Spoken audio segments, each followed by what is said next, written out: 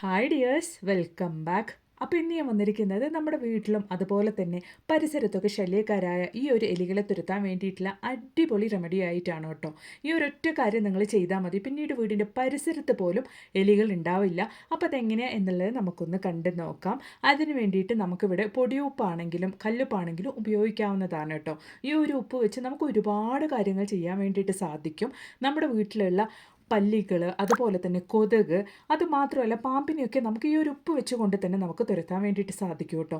ഈ ഒരു കല്ലിൽ രണ്ട് മാങ്ങ എന്നൊക്കെ പറയുന്നത് പോലെ ഈ ഒരു ഉപ്പ് വെച്ചുകൊണ്ട് നമുക്ക് ഒരുപാട് കാര്യങ്ങൾ ചെയ്യാൻ വേണ്ടിയിട്ട് സാധിക്കും. അപ്പോൾ അതിൽ കുറച്ച് കാര്യങ്ങൾ മാത്രം നമുക്ക് എന്തൊക്കെയാണ് എന്നുള്ളതൊന്ന് കണ്ടു നോക്കാം. അപ്പം നമുക്ക് സമയം കളയാണ്ട് നേരെ വീഡിയോയിലേക്ക് പോവാം. അപ്പോൾ നമുക്ക് നമ്മുടെ ആദ്യത്തെ ടിപ്പ് ഒന്ന് കണ്ടു നോക്കാം കേട്ടോ. അപ്പോൾ അതിന് വേണ്ടിയിട്ട് ഞാനിതാ ഇതുപോലൊരു പാത്രമാണ് കേട്ടോ എടുത്തിരിക്കുന്നത്.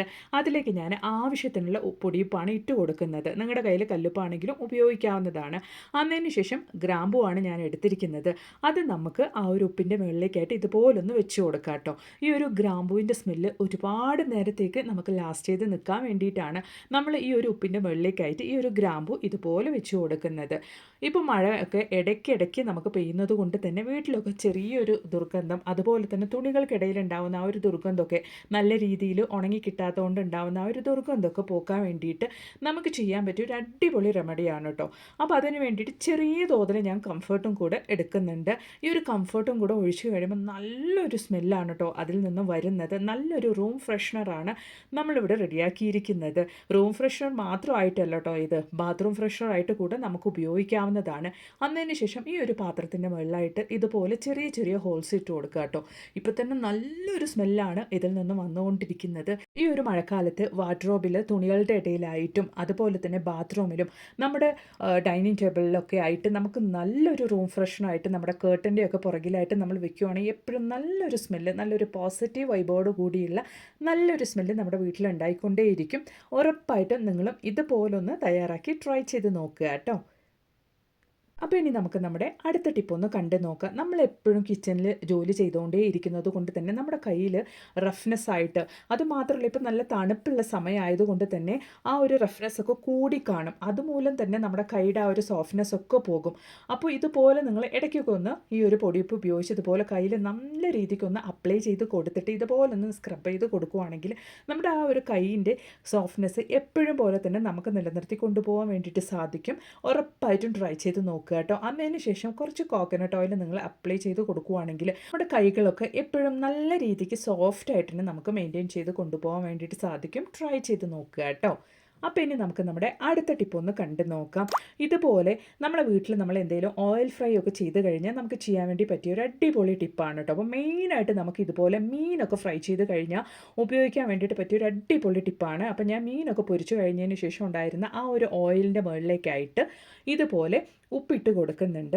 അതിന് ശേഷം നമ്മുടെ കയ്യിൽ ന്യൂസ് പേപ്പർ ഉണ്ടെങ്കിൽ അത് ഉപയോഗിക്കാവുന്നതാണ്. എൻ്റെ കയ്യിൽ ന്യൂസ് പേപ്പർ ഇല്ലാത്തതുകൊണ്ടാണ് ഞാൻ ഈ ഒരു ടിഷ്യൂ ഉപയോഗിക്കുന്നത്. ഏറ്റവും നല്ലത് ന്യൂസ് പേപ്പർ കൊണ്ട് ചെയ്യുന്നതാണ്. ടിഷ്യൂ ആകുമ്പോൾ ഒരുപാട് ടിഷ്യൂ നമ്മൾ യൂസ് ചെയ്യേണ്ടി വരും. ന്യൂസ് പേപ്പർ ആകുമ്പോൾ കുറേ കൂടെ കട്ടി ഉണ്ടാവുമല്ലോ. അതുമൂലം തന്നെ നമുക്ക് ആ ഒരു ന്യൂസ് പേപ്പർ നമുക്ക് ഉപയോഗിച്ചാൽ മതിയാകും. എൻ്റെ അടുത്ത് ന്യൂസ് പേപ്പർ ഇല്ലാത്തതുകൊണ്ടാണ് ഞാനിവിടെ ടിഷ്യൂ പേപ്പർ ഉപയോഗിച്ചിരിക്കുന്നത്. ഇതുപോലെ മീനൊക്കെ ഫ്രൈ ചെയ്ത് കഴിഞ്ഞ് നമ്മളത് സിങ്കിലും കൂടെ ഇട്ട് കഴുകി കഴിഞ്ഞാൽ ആ ഒരു സിങ്കും കൂടെ പിന്നീട് കഴുകേണ്ട ഒരു അവസ്ഥയായിരിക്കും. അപ്പോൾ അതില്ലാണ്ടിരിക്കാൻ വേണ്ടിയിട്ട് നമ്മൾ ഇതുപോലെ നമ്മുടെ ഫിഷൊക്കെ ഫ്രൈ ചെയ്ത് കഴിഞ്ഞതിന് ശേഷം ആ ഓയിലൊക്കെ ഒന്ന് സ്ട്രെയിൻ ചെയ്ത് എടുത്തതിന് ശേഷം ഉണ്ടാവുന്ന ആ ഒരു പാത്രത്തിൽ ഇതുപോലെ നിങ്ങൾ കുറച്ച് ഉപ്പിട്ട് കൊടുത്തിട്ട് നന്നായിട്ടൊന്ന് വൈപ്പ് ചെയ്തെടുക്കുക കേട്ടോ. അതിന് ശേഷം കുറച്ച് അരിപ്പൊടിയോ അല്ലെങ്കിൽ മൈദപ്പൊടിയോ എന്തുതന്നെയാണെങ്കിലും കുഴപ്പമില്ല, അത് കുറച്ച് ഇതുപോലെ ഇട്ട് കൊടുത്ത് നന്നായിട്ടൊന്ന് തുടച്ചെടുക്കുകയാണെങ്കിൽ ആ ഒരു ഓയിലൊക്കെ നല്ല രീതിയിൽ തന്നെ നമുക്ക് റിമൂവായി കിട്ടും. അതിന് ശേഷം നമ്മൾ എപ്പോഴും പോലെ തന്നെ നമ്മുടെ പാത്രം നമുക്ക് കഴുകിയെടുക്കാവുന്നതാണ്. ബാഡ് സ്മെല്ല്, ആ ഒരു മീനിൻ്റെ സ്മെല്ല് ഉണ്ടാവുകയില്ല. കാരണം നമ്മൾ ആദ്യമേ ഉപ്പിട്ടിട്ട് അത് നന്നായിട്ട് വൈപ്പ് ചെയ്ത് എടുത്തത് കൊണ്ട് തന്നെയാണ്. ഉറപ്പായിട്ട് ഇതിന് മേലെയൊക്കെ നിങ്ങൾ ഫിഷൊക്കെ ഫ്രൈ ചെയ്യുന്ന സമയത്ത് ഈ ഒരു ടിപ്പ് നിങ്ങൾ ട്രൈ ചെയ്ത് നോക്കുക കേട്ടോ. സാധാരണഗതിയിൽ സിങ്കിൽ നമ്മൾ ഫിഷൊക്കെ പൊരിച്ച പാത്രം കഴുകി എടുക്കുകയാണെങ്കിൽ ആ ഒരു സിങ്ക് നമ്മൾ എത്രത്തോളം കഴുകിയാലും ആ ഒരു സിങ്കിൽ നിന്ന് വരുന്ന ആ ഒരു ബാഡ് സ്മെല്ല് എത്ര കഴുകിയാലും പോവില്ല.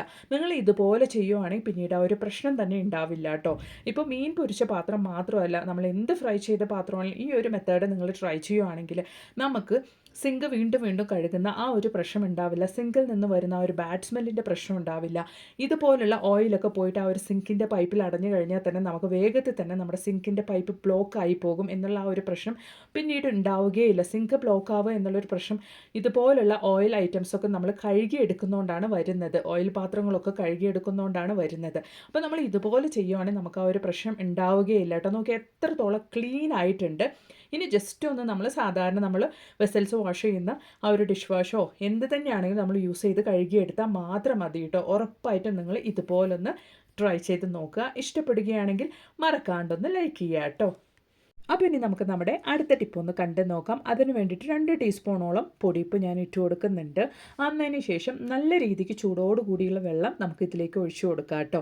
അപ്പം നമ്മൾ ഈ ഒരു വെള്ളം ഉപയോഗിക്കാൻ വേണ്ടിയിട്ട് പോകുന്നത് സാധാരണഗതിയിൽ രാത്രി ജോലിയൊക്കെ കഴിഞ്ഞതിന് ശേഷം നിങ്ങൾ ഒന്നരാട വിട്ട് ഇതുപോലെ ചെയ്യുവാണ്. ഡെയിലി ചെയ്തിട്ടില്ലെങ്കിലും ഒരു ദിവസം വിട്ട് ഒരു ദിവസം നിങ്ങൾ ഇതുപോലെ രാത്രി ജോലിയൊക്കെ കഴിഞ്ഞതിന് ശേഷം കിച്ചൺ സിങ്കിൽ ഈ ഒരു ഉപ്പ് കലർന്ന ഈ ഒരു വെള്ളം നിങ്ങൾ ഒഴിച്ചു കൊടുക്കുകയാണെങ്കിൽ സിങ്ക് ബ്ലോക്ക് ആവുക എന്നുള്ളൊരു പ്രശ്നം പിന്നീട് ഉണ്ടാവുകയില്ല. അത് മാത്രമല്ല ആ ഒരു സിങ്കിൻ്റെ പൈപ്പ് വഴി വരുന്ന പ്രാണികളുടെ ശല്യം, മെയിനായിട്ട് നമുക്ക് പാറ്റകളൊക്കെ വരുന്നത്, കൊതുകുകൾ വരുന്നത് ഈ ഒരു സിങ്കിൻ്റെ പൈപ്പ് വഴിയാണ്. ആ ഒരു ശല്യങ്ങളൊന്നും ഉണ്ടാവില്ല. ഉറപ്പായിട്ടും നിങ്ങളും ട്രൈ ചെയ്ത് നോക്കുക കേട്ടോ. അപ്പോൾ ഇനി നമുക്ക് നമ്മുടെ വീട്ടിലും പരിസരത്തും ശല്യക്കാരായ ഇതുപോലുള്ള എലികളെയും പാമ്പിനെയൊക്കെ നമുക്ക് കൊല്ലാണ്ട് കൊണ്ട് നമ്മുടെ വീടിൻ്റെ പരിസരത്ത് പോലും വരാണ്ടിരിക്കാൻ വേണ്ടിയിട്ട് ചെയ്യാൻ വേണ്ടിയിട്ടുള്ള ഒരു അടിപൊളി റെമഡി നമുക്കൊന്ന് കണ്ടു നോക്കാം കേട്ടോ. അപ്പോൾ ഞാൻ അതിന് വേണ്ടിയിട്ട് ഇച്ചിരി വെളുത്തുള്ളി എടുത്തിട്ടുണ്ട്. ആ ഒരു വെളുത്തുള്ളി നമുക്ക് നല്ല രീതിയിലൊന്ന് ചതച്ചെടുക്കാം കേട്ടോ. അതിന് ശേഷം നമുക്കിതുപോലെ ഒരു ഗ്ലാസ് വെള്ളം എടുക്കാം. അത് നന്നായിട്ട് തിളച്ച് തുടങ്ങുന്ന സമയത്തേക്ക് നമുക്കിതുപോലെ 2 ടീസ്പൂൺ അളവിലേക്ക് ഉപ്പിട്ട് കൊടുക്കാം കേട്ടോ. ഈ ഒരു ഉപ്പ് നിങ്ങൾ പൊടിയുപ്പാണെങ്കിലും കല്ലുപ്പാണെങ്കിലും എന്ത് വേണമെങ്കിലും ഇട്ട് കൊടുക്കാവുന്നതാണ്. അതിന് ശേഷം നമ്മൾ ചതച്ച് വെച്ചിരിക്കുന്ന ആ ഒരു വെളുത്തുള്ളിയാണ് കേട്ടോ ഇട്ട് കൊടുക്കുന്നത്. ഞാനിവിടെ കുറഞ്ഞ അളവിലാണ് സൊല്യൂഷൻ റെഡിയാക്കുന്നത്. അതുകൊണ്ടാണ് ഞാൻ കുറഞ്ഞ അളവിൽ വെള്ളമൊക്കെ എടുത്തിരിക്കുന്നത്. അപ്പോൾ അതിന് ശേഷം നമുക്ക് നന്നായിട്ടൊന്ന് തിളപ്പിച്ചെടുക്കാം കേട്ടോ. ആ ഒരു വെളുത്തുള്ളിയുടെ ആ ഒരു എസൻസ് ഒക്കെ നല്ല രീതിയിൽ ആ ഒരു വെള്ളത്തിൽ ഇറങ്ങത്തക്ക രീതിക്ക് നമുക്ക് നല്ല രീതിക്കൊന്ന് തിളപ്പിച്ചെടുക്കാം. ഈ ഒരു സമയത്ത് നിങ്ങൾ ഫ്ലെയിം ലോ ആക്കി വെച്ച് കൊടുക്കുക കേട്ടോ. അപ്പോഴാണ് നമുക്ക് നല്ല രീതിയിൽ ആ ഒരു വെളുത്തുള്ളിയൊക്കെ ആ ഒരു വെള്ളത്തിൽ കിടന്ന് കുക്കായി കിട്ടുകയുള്ളൂ. നന്നായിട്ട് ആ വെളുത്തുള്ളിയുടെ എസൻസ് ഒക്കെ ആ ഒരു വെള്ളത്തിലേക്ക് ഇറങ്ങിയെന്ന് തോന്നുന്ന സമയത്ത് നമുക്ക് ഇതുപോലെ ആപ്പിൾ സിഡർ വിനീഗർ നമുക്ക് ഒഴിച്ചു കൊടുക്കാം. 1 ടേബിൾ സ്പൂൺ അളവിലേക്കാണ് നമ്മൾ ആപ്പിൾ സിഡർ വിനീഗർ ഒഴിച്ചു കൊടുക്കുന്നത്. അത് ഒഴിച്ചു കൊടുത്തതിന് ശേഷം ഒന്ന് തിളച്ച് പൊങ്ങുമ്പോൾ തന്നെ നമുക്ക് ആ ഒരു ഫ്ലെയിം ഓഫ് ചെയ്യാം കേട്ടോ. അത്ര തന്നെ നമുക്ക് നമ്മുടെ സൊല്യൂഷൻ ഇവിടെ റെഡി ആയിട്ടുണ്ട്. നമ്മുടെ വീട്ടിലും പരിസരത്തും ശല്യക്കാരായ ഈ ഒരു എലികളെയും അതുപോലെ പാമ്പിനെയൊക്കെ നമുക്ക് കൊല്ലാണ്ട് കൊണ്ട് നമ്മുടെ വീടിൻ്റെ പരിസരത്ത് പോലും വരാണ്ടാക്കാൻ വേണ്ടിയിട്ടുള്ള ഒരു അടിപൊളി സൊല്യൂഷൻ തന്നെയാണ് കേട്ടോ ഇത്. അത് മാത്രമല്ല നമ്മൾ ഈ ഒരു സൊല്യൂഷൻ നമ്മുടെ വീടിൻ്റെ പരിസരത്ത് മൊത്തം സ്പ്രേ ചെയ്ത് കൊടുക്കുന്നതുകൊണ്ട് തന്നെ നമുക്ക് കൊതുകിൻ്റെ ശല്യമൊന്നും നമുക്ക് ഉണ്ടാവില്ല. ഉറപ്പായിട്ടും നിങ്ങളൊന്ന് തയ്യാറാക്കി ട്രൈ ചെയ്ത് നോക്കുക കേട്ടോ. അപ്പോൾ നമുക്ക് ഈ ഒരു സൊല്യൂഷൻ ഒന്ന് ആറിയതിന് ശേഷം നോക്കിയ ഈ ഒരു അളവിലാണ് ഞാനിവിടെ സൊല്യൂഷൻ റെഡിയാക്കിയിരിക്കുന്നത്. ഞാനൊരു സ്പ്രേ ബോട്ടിലിനകത്തോട്ടേക്ക് ഒന്ന് മാറ്റി സ്ട്രെയിൻ ചെയ്യാൻ പോവുകയാണ് കേട്ടോ. അപ്പോൾ ഇതുപോലെ സ്ട്രെയിൻ ചെയ്ത് എടുത്തതിന് ശേഷം നമുക്കിതൊന്ന് സ്പ്രേ ബോട്ടിലിനകത്തോട്ടേക്ക് മാറ്റി ഒഴിക്കാം. അപ്പോൾ ചെറിയൊരു ചൂടുണ്ട്, എന്നാലും കുഴപ്പമില്ല. ഞാൻ സ്ട്രെയിൻ ചെയ്ത് എടുത്തിട്ടുണ്ട്. എന്നിട്ട് നമുക്കിതെങ്ങനെയാണ് നമ്മൾ ഉപയോഗിക്കാൻ വേണ്ടിയിട്ട് പോകുന്നത് എന്നുള്ളത് ഒന്ന് നോക്കാം കേട്ടോ. ഇതുപോലെ നമ്മുടെ വീടിൻ്റെ പരിസരത്തൊക്കെ നമുക്ക് എലികൾ വരാൻ ചാൻസ് ഉള്ള ആ ഒരു ഭാഗത്തേക്കൊക്കെ ആയിട്ടാണ് നിങ്ങൾ സ്പ്രേ ചെയ്ത് കൊടുക്കേണ്ടത്. പിന്നെ ആ ഒരു സ്മെല്ല് അടിച്ചത് കൊണ്ട് തന്നെ വീടിൻ്റെ പരിസരത്തേക്ക് പോലും എലിയോ പാമ്പോ ഒന്നും വരികയില്ല. ഉറപ്പായിട്ടും നിങ്ങളും ഇതുപോലൊന്ന് തയ്യാറാക്കി ട്രൈ ചെയ്ത് നോക്കുക കേട്ടോ. എലികളെയും പാമ്പിനെയൊക്കെ കൊല്ലാണ്ട് കൊണ്ട് നമ്മുടെ വീടിൻ്റെ പരിസരത്തേക്ക് പോലും വരാത്ത രീതിക്ക് നമുക്ക് മാറ്റാൻ വേണ്ടിയിട്ട് സാധിക്കും. ട്രൈ ചെയ്ത് നോക്കുക. Thanks for watching.